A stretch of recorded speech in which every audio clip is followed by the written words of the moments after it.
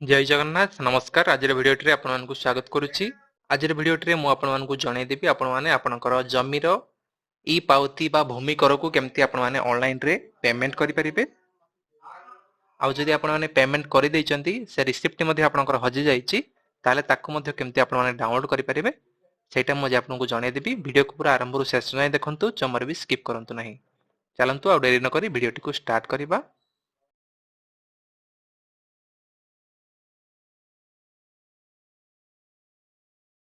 से प्रथम कौन करेंगे देखो ना, जेकोसी गोटे ब्राउजर को ओपन करेंगे, से सर्च बॉक्स रे सर्च करेंगे ना ई पावती ओडिशा। ई पावती ओडिशा लिखी सर्च कले आपण गोटे वेबसाइट टी शो करिवो सेठी, जोटा कि है आपणकर ओडिशा लैंड रेवेन्यू .nic.in।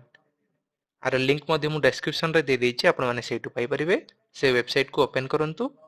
तापरे देखंतु एटी आपनको किछि एमती इंटरफेस टी आसीबो। एटी देखंतु लेखा अछि ना ई पावती ऑनलाइन लैंड रेवेन्यू पेमेंट। एटी आपनको अछि देखंतु गोटे ऑप्शन ना पे लैंड रेवेन्यू अछि गोटे ऑप्शन, आ ऊपर क्लिक करिवे। तापरे देखंतु एटी लेखा अछि ना online land revenue payment for financial year 26-27। प्रथमे एटी आपनको किछि डिटेल्स दवा पय पड़िबो। देखंतु जेमति कि आपनकर डिस्ट्रिक्ट एटी सिलेक्ट करिवे, तापरे आपनकर तहसील को सिलेक्ट करिवे, तापरे आपनकर एटी विलेज बा मौजा को सिलेक्ट करिवे, जमीर बा जे जगह रे आपण माने पावती काटिया पय चाहउचंती। तापरे आपनकर जो खाता नंबर बा खतियार नंबर थाए, से खतियार नंबर को एटी सिलेक्ट करि परिबे बा टाइप मध्ये करि परिबे। ए खतियार नंबर टी आपनकर जमी पटार आगरे लिखा थाए, पछरे भी लिखा थाए। से खतियार नंबर को एटी एंटर करिवे बा खाता नंबर को एंटर करिवे। खाता नंबर बा खतियार नंबर टी एंटर कला परे एटी आपनकर टेनेंट्स नेम रे जा ना रे से जगह थिवो तांकर ना एटी शो करिवो।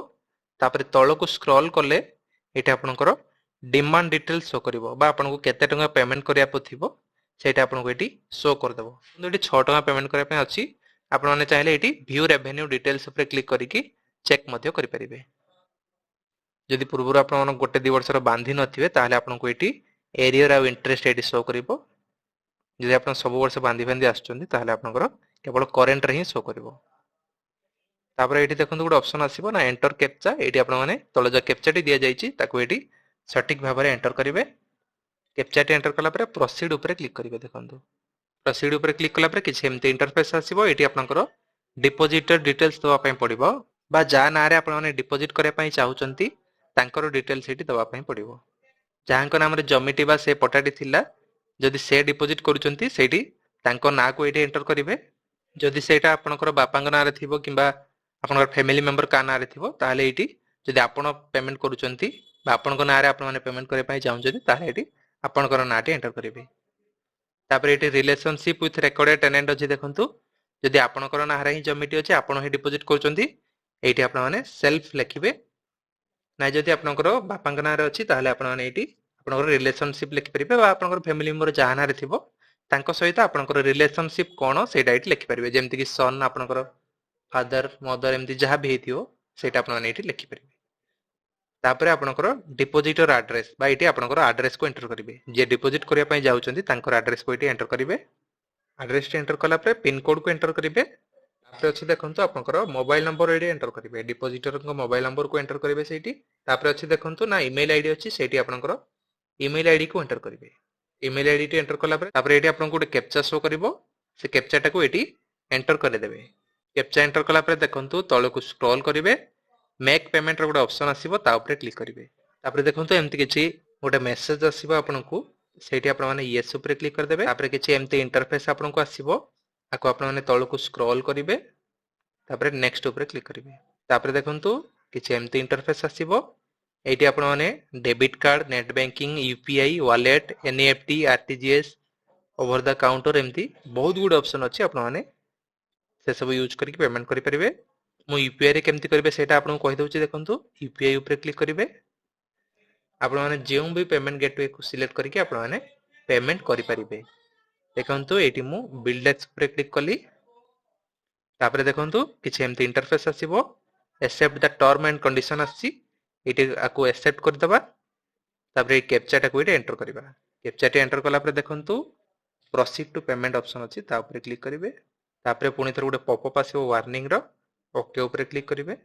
तापर देखंतु एटी आपनको गोटे क्यूआर कोड ऑप्शन आछी एठी देखंतु गोटे लेखा अछि ना शो क्यूआर गोटे बटन अछि आ ऊपर क्लिक कले आपनकु क्यूआर कोड टी शो करिवो आकु स्कैन करी आपण माने जेउ भी गोटे यूपीआई ऐप माध्यम रे पेमेंट करि परिबे। एबे देखंतु मोर क्यूआर कोड टी शो कर देला आपण माने जे कोनसी गोटे यूपीआई ऐप फोन पे हो पेटीएम हो गूगल पे हो भीम हो जेउ भी ऐप माध्यम रे आपण माने आकु पेमेंट करि परिबे। माकु पेमेंट करि नउची देखंतु मोर पेमेंट सक्सेसफुली हे गला। तापर एठी आपनको एमती किछि इंटरफेस टी शो करिवो आकु आपण माने रिफ्रेश किबा बैक करिवे नाही एटा ऑटोमेटिकली रिडायरेक्ट होबो नाही जदी आपण माने एठी लिखा अछि देखंतु ना to return immediately click here अछि आ ऊपर क्लिक कर देबे। देखंतु मोर रिडायरेक्ट हे गला एठी एठी आपनको सब डिटेल्स एठी शो कर देथिबो। आपण माने जो पेमेंट कले से पेमेंट रो रिसीप्ट मध्ये आपण माने डाउनलोड चालान ऊपर क्लिक करिकि ताकू डाउनलोड करि परिबे। एडी मध्ये लिखा अछि देखंतु ना डू नॉट प्रेस बैक और रिफ्रेश बटन एटा आपनकर 30 सेकंड भीतर ऑटोमेटिकली रिडायरेक्ट करिवो। एबे देखंतु आपनकर पेमेंट इज सक्सेस हे जाईची एटी आपनकर पूरा डिटेल्स एटी शो कर दिछि देखंतु। अब आपनकर रिसीप्ट आ केमति डाउनलोड करिवे देखंतु ना तळे आपन गोटे ऑप्शन आछि download the rent receipt using transaction ID एटा हला आपनकर ट्रांजैक्शन आईडी आ माध्यम रे आपण माने रिसीप्ट डाउनलोड करि परिबे। साइड रे अछि देखंतु डाउनलोड ऑप्शन ता ऊपर क्लिक कर देबे। एबे देखंतु मोर डाउनलोड हे गेला ई पाउती रिसीप्ट टी देखंतु 2026-27 आर्थिक वर्ष रे एटा हला आपनकर रिसीप्ट टी। धरि नियंतु आपण माने पेमेंट करि दैचंती किंतु आपनकर से रिसीप्ट हजि जाईची ताहाले ताकू केमति बाहर करिवे देखंतु ना पुणी थरे आपण माने से वेबसाइट को ओपन करिवे। प्रथमे आपण माने एठी पे एंड रेवेन्यू ऊपर क्लिक करिथिले तापर गोटे आपनको ऑप्शन आछि देखंतु ना know payment status and download receipt अछि ता ऊपर क्लिक करिवे। ता ऊपर क्लिक कला पर आपण माने एठी रिसीप्ट को डाउनलोड करि परिबे बा पेमेंट स्टेटस को मध्ये चेक करि परिबे। प्रथमे कोन करिवे देखंतु ना फाइनेंशियल ईयर सिलेक्ट करिवे ना केउ आर्थिक वर्ष रे आपण माने पेमेंट करथिले सेटा एडी सिलेक्ट करिवे। तापर आपण माने आपनकर डिस्ट्रिक्ट को सिलेक्ट करिवे केउ डिस्ट्रिक्ट रो पेमेंट कहितला केउ तहसील रो पेमेंट हेतिला